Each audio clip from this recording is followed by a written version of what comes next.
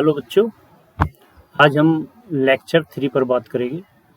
Theorem है आज की हमारी, जो आज हम सीखेंगे। एनी टू राइट और left cosets of H R either disjoint और आइडेंटिकल। देखो यहाँ पर हमें जो गिवन है टू राइट कोसेट है या लेफ्ट, मतलब हमें राइट लेने हैं दोनों, जैसे हमने टू राइट कोसेट लिए, और या हम लेफ्ट लेंगे AH और BH ऐसे, ठीक है।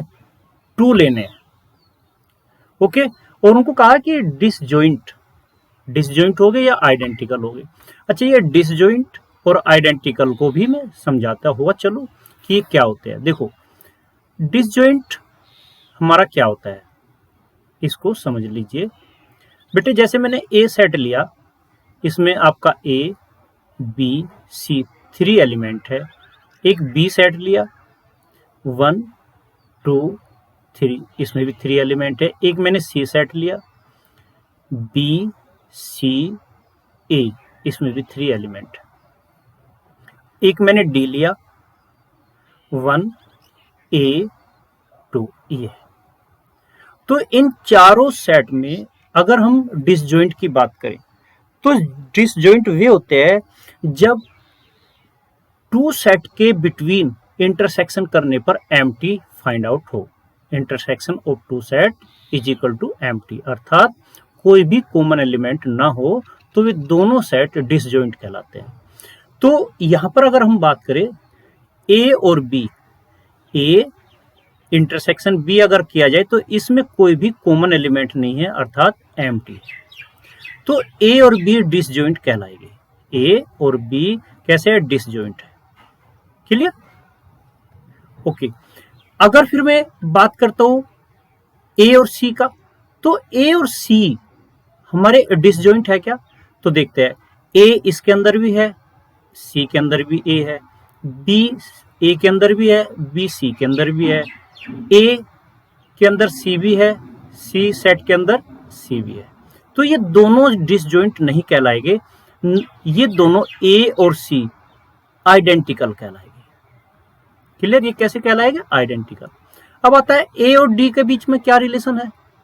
तो A और D के बीच में, क्योंकि हमने देखा A के अंदर A है और D के अंदर भी A मौजूद है, यहां पर भी A है, यहां पर भी A है, अर्थात A इंटरसेक्शन अगर D किया जाए तो इसके अंदर A एलिमेंट मिलता है। तो ये हमारे A और D डिसजॉइंट नहीं कहलाएंगे, आर नॉट डिसजॉइंट। क्लियर? और न ही ये आइडेंटिकल है, आइडेंटिकल भी नहीं है। क्यों नहीं है? क्योंकि इसमें 1 है तो A सेट के अंदर 1 नहीं है, D में 2 है, A सेट के अंदर 2 नहीं है। क्लियर? इसलिए ये आइडेंटिकल भी नहीं कहलाएंगे, and AD are not identical. Clear? ये हमें मालूम होना चाहिए। क्लियर? तभी हम इस थ्योरम को अच्छी तरीके से समझ पाएंगे और कर पाएंगे। क्लियर? तुम्हें समझते हो बच्चों, ये पॉइंट आपको डिसजॉइंट और आइडेंटिकल डेफिनेशन समझ में आ गया होगा। अब हम थ्योरम को करते हैं। क्लियर? थ्योरम को करने के लिए सबसे पहले हम यहाँ पर लिखते हैं प्रूफिंग, हमें प्रूफ क्या करना है, और उसके बाद आगे का पार्ट लिखते हैं।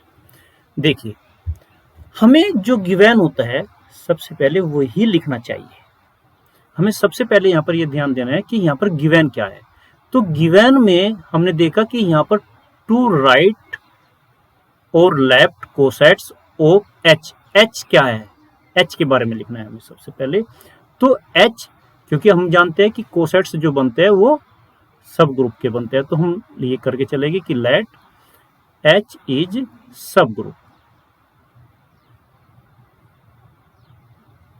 क्लियर? ऑफ। अब कोई ग्रुप भी कंसीडर कर लेंगे, क्या कर लेंगे? जी कंसीडर कर लेंगे। एंड ये मान लेते हैं कि गिवन, देखो हमें टू राइट लेना है और लेफ्ट, तो हम क्या करते हैं, हम राइट कोसेटों पर बात करेंगे, सिमिलरली लेफ्ट कोसेटों पर भी सोल्व कर सकते हैं। तो late and given HA and HB are two right coset। ये हमने टू राइट कोसेट कंसिडर किए of H in G for every A और B। ये कहां पर बिलोंग करेंगे? G को बिलोंग करेंगे। क्लियर? ये सब हमें क्या है? ये गिवन है। अब हम लिखेंगे कि हमें क्या दिखाना है। दिखाना है हमें डिसजॉइंट होने चाहिए और आइडेंटिकल होने चाहिए। मीन्स टू शो दैट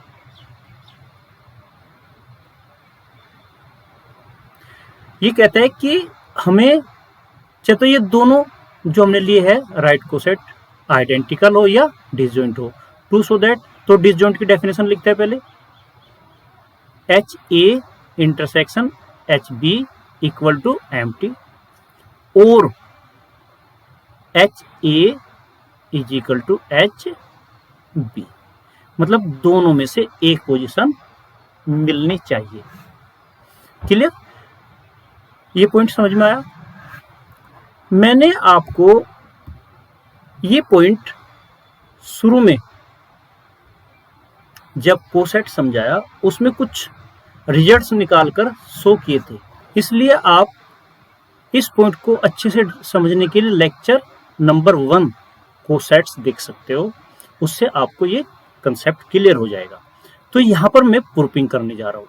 अब देखो प्रूफिंग में हमें क्या करना चाहिए।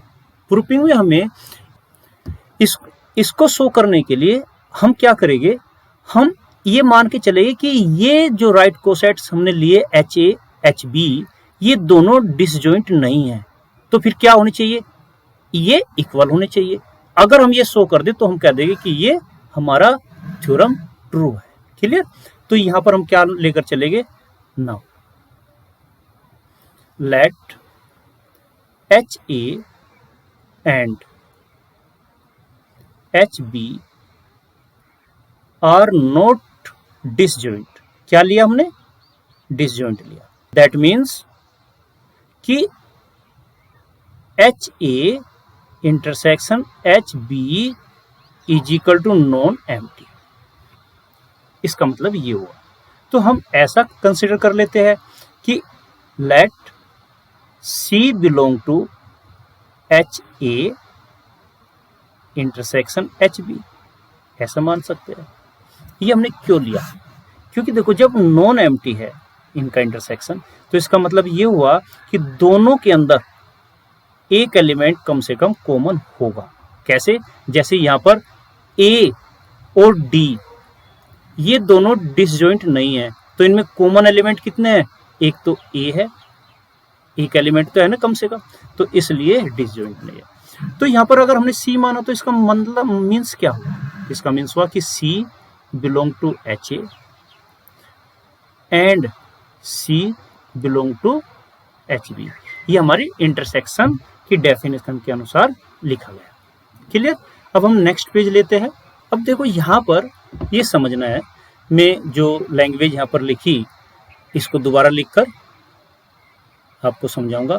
जैसे हमने सी बिलोंग किया एच ए को, राइट? तो हर हाल में, क्योंकि देखो हम क्या जानते हैं एच ए, जैसे कि अगर हम एच ऐसा सपोज करें 1 2 3 एंड सो ऑन, तो एच ए क्या बनेगा? 1 इंटू ए, 2 इंटू ए, 3 इंटू ए, ऐसा बनेगा कि नहीं? तो इसीलिए अगर मैं कोई सी एलिमेंट इसके अंदर ले रहा हूं एच ए के, तो क्या मैं ये लिख सकता हूं C equal to H 1 A, and हमने सी को बिलोंग किया है ना एच बी के अंदर भी, तो क्या हम सी को ये भी लिख सकते हैं C is equal to H 2 A. For ये जो एच है H1 ये कहां पर बिलोंग कर रहा है? एच को। और H2 भी कहां पर बिलोंग कर रहा है? एच को। क्लियर? देखो ये मैंने यहां पर रफ में आपको समझा, ये आपका सी हो सकता है, ये सी हो सकता है, ये सी हो सकता है। क्लियर? तो ये मैं आपको समझाना चाहा कि ओ सॉरी यहाँ पर H2B लेंगे क्योंकि हमने HB के अंदर लिया है और H2 H के अंदर ही है, अर्थात दोनों एलिमेंट ही H1 और H2 दोनों किस में है, H में है। क्लियर नाउ अब हम वी हैव ऐसा लिख सकते हैं क्या कि H1A is equal to H2B, बोलो लिख सकते हैं। वेरी गुड, क्योंकि C भी ये है और C भी ये है तो दोनों एक दूसरे के इक्वल हुए। अब देखो मैं इसे H1 को यहां से हटाना चाहूंगा तो मैं क्या करूंगा, बोथ साइड H1 इनवर्स से मल्टीपल या ऑपरेट कर दूंगा। क्लियर, ये आ जाएगा H1, ऐसे आप ब्रैकेट लगा सकते हो पहले। क्लियर, ऐसे फिर नेक्स्ट स्टेप पर H1 इनवर्स H1 ऐसे कर सकते हो, इसको आप H1 इनवर्स H2B ऐसे कर सकते हो। एसोसिएटिव प्रॉपर्टी अप्लाई कर दी, समझते हो ना एसोसिएटिव प्रॉपर्टी, जानते हो कि नहीं, A bracket BC is equal to AB bracket C। Clear, तो यहां पर हमने ये अप्लाई किया। अब हम ये जानते हैं कि H1 इनवर्स H1 दोनों का ऑपरेशन होने पर क्या आएगा, identity E A equal to H1 inverse H2B। ये समझते हो कि नहीं। हम जानते हैं कि H1 इनवर्स और H1 का ऑपरेशन करने पर आइडेंटिटी मिलता है। ओके, आइडेंटिटी को इससे मल्टीपल करोगे या ऑपरेट करोगे तो A ही आएगा। यहाँ पर H1 इनवर्स H2B ये आ गया। मैं समझता हूँ कि यहाँ तक आपको कोई प्रॉब्लम नहीं होगी। अब मैं बोथ साइड H से ऑपरेट कर रहा हूँ। देखो HA इज इक्वल टू यहाँ H ब्रैकेट, ये पॉइंट आपको थोड़ा सा समझने में टाइम लग सकता है लेकिन मैं समझाऊंगा, हर एक पॉइंट को क्लियर करूंगा। B ये लिखा, यहां पर मैं आपको एक एग्जाम्पल देता हूं। ये एग्जाम्पल मैंने लेक्चर नंबर 1 में भी समझाया, आइटा माइनस आइटा 1 माइनस 1, ये हमारे एक ग्रुप है और इसके अंदर से हमने H लिया 1 और माइनस 1, सॉरी माइनस 1। अगर मैं ये लिखता हूं eta is equal to eta की पावर 5, तो ये सेम होता है कि नहीं, राइट। अब ध्यान देना बेटे, इस पॉइंट को समझना। अगर मैं H I निकालता हूं तो क्या बनेगा, 1 I comma minus 1 into eta, ये सोल्व करने के बाद आएगा आइटा माइनस आइटा, राइट। अब ध्यान दो, H आइटा की पावर 5 से मल्टीपल किया तो 1 को जब आइटा की पावर 5 से मल्टीपल करोगे तो आइटा की पावर 5 भी आ जाएगा और माइनस आइटा की पावर 5 आ जाएगा। ये मैं डायरेक्ट लिख दे बेटे, ये समझ गए। आइटा की पावर 5 का क्या मतलब होता है बताइए। आइटा की पावर 5 को हम ये लिख सकते हैं ना, आइटा की पावर 4 इंटू आइटा। आइटा की पावर 5 का मतलब होता है 1 और आइटा, और इसका मतलब क्या हुआ, आइटा, राइट। तो यहाँ पर क्या लिख सकता हूँ, आइटा और माइनस आइटा। तो बेटे ये बताओ, ये और ये दोनों सेट इक्वल है कि नहीं। मीन्स आप यहां से अगर डायरेक्ट ये भी लिख दोगे H eta is equal to H eta की पावर 4 तो एक ही बात है, करेक्ट है। तो इसी प्रकार से मैंने यहाँ पर ये ऑपरेशन अप्लाई किया। ये पॉइंट समझ में आ गया। ओके, यहाँ पर रोकते हुए मैं एक पॉइंट यहाँ पर समझा कर लिख रहा हूँ, क्योंकि जब आगे का स्टेप लिखा जाता है तभी मजा आता है कि आपको समझ में आए, तभी इसको आप समझ पाओगे, राइट। तो यहाँ पर मैं एक पॉइंट लिख रहा हूँ समझाकर। ये देखो बेटा, ये जो पॉइंट लिख रहा हूँ ये समझाने के लिख रहा हूँ। आपने H1 और H2 ये दोनों के दोनों ही H के अंदर कंसीडर किए है कि नहीं। ओके, आप ये जानते हो कि H सब ग्रुप है, तो H1 का जो इनवर्स है वो भी 100% H के अंदर होगा, राइट, एंड H2 H के अंदर हमने लिया है। लिख सकते हैं, ऐसा इंप्लाइज कर सकते हो कि नहीं, ये बताओ बेटे। अब देखो, हमें यहाँ पर ये समझना है कि ये जो हमारा H1 इनवर्स है और H2 है, ये दोनों ही H के एलिमेंट है, तो क्लोजर प्रॉपर्टी के अकॉर्डिंग दोनों का मल्टीपल या ऑपरेशन किया जा सकता है। तो वो ऑपरेशन हम यहाँ पर करते हैं और यहाँ पर लिखते हैं H1 इनवर्स H2 बिलोंग करेगा H को, किसके थ्रू लिखा, क्लोजर प्रॉपर्टी के थ्रू मैंने ये लिखा है। Clear, okay. अब बेटा ये बताओ, ये एलिमेंट पूरा का पूरा H के अंदर है, तो आप इसको एक प्रॉपर्टी अप्लाई कर सकते हो, H1 inverse H2 is equal to H1 inverse H2 H, ऐसा लिख सकता हूं कि नहीं? क्यों? ये बात मैं यहां पर आपको लिख रहा हूं क्योंकि बेटे हमने स्टडी किया था एक थ्योरम, मैं वो थ्योरम ही दिखा देता हूं, तभी आपको समझ में आएगा। क्लियर, देखो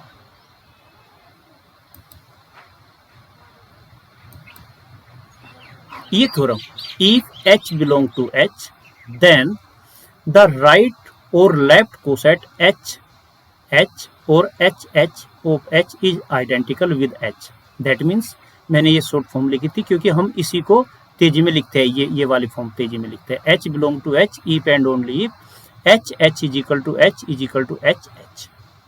तो यहां पर यही सिचुएशन क्रिएट हुई, यहां पर ये पूरा का पूरा H के प्लेस पर है, इसको हमने क्या मान लिया, तो स्मॉल h मान लिया, तो यहां पर small h is equal to ये हो गया H belong to H implies H, चलो यहां पर लिख देते हो H is equal to H is equal to H। बात समझ में आई कि नहीं? तो ये प्रॉपर्टी में यहां पर बेटे ये आपको पॉइंट समझा दिया और इस पॉइंट का मैं यूज करने जा रहा हूं इसके नेक्स्ट पॉइंट पर। क्लियर, तो ये सब क्या है, ये सब आपको इधर राइट में लिख लेना है अपने नोट्स में, क्योंकि ये आपको समझ में आना चाहिए कि भाई हम इससे आगे क्यों लिखने जा रहे हैं। तो मैं यहां पर नेक्स्ट पेज लेता हूं और उसमें लिखता हूं। हमारा आ गया था HA equal to H bracket H1 inverse H2 B, तो हम इंप्लाइज करेंगे, यहां पर मैंने लिखा HB क्योंकि H1 inverse H2 is equal to H is equal to H1 inverse H2 H, right. तो ये हमारा आ गया HA is equal to HB। अब देखो, हमने ये कहा था कि HA इंटरसेक्शन HB हमारा डिसजॉइंट नहीं है, तब हमारी पोजीशन क्या बनी कि अगर ये डिसजॉइंट नहीं है तो HA is equal to HB है, राइट। तो इसका मतलब ये हुआ दैट इज अगर हमारा टू को राइट कोसेट डिसजॉइंट नहीं है तो वे इक्वल होते हैं, हेंस प्रूव्ड। क्लियर, या ये आप ये लिख सकते हो, यहां पर एक लाइन और लिख सकते हो, hence either HA is equal to HB और HA intersection HB is equal to end. Clear, फिर आप लास्ट में लिख दोगे हेंस प्रूफ, तो ये थ्योरम हमारी प्रूफ हो जाती है। बच्चों, अगर आपको ये लेक्चर वीडियो समझ में आया है, पसंद आया है, तो आप लाइक जरूर करें। अगर आप चैनल को हमारे पहली बार देख रहे हैं तो सब्सक्राइब भी करें, साथ ही साथ बेल आइकॉन को भी प्रेस करें, जिससे कि आपको आने वाली हर नई लेक्चर वीडियो का पता सबसे पहले चल सके और आप उसका पूरा लाभ ले सके। मिलते हैं बच्चों एक नए लेक्चर के साथ एक छोटे से ब्रेक के बाद। Thank you for watching. अगर आपने अब तक यह चैनल सब्सक्राइब नहीं किया तो सब्सक्राइब जरूर करें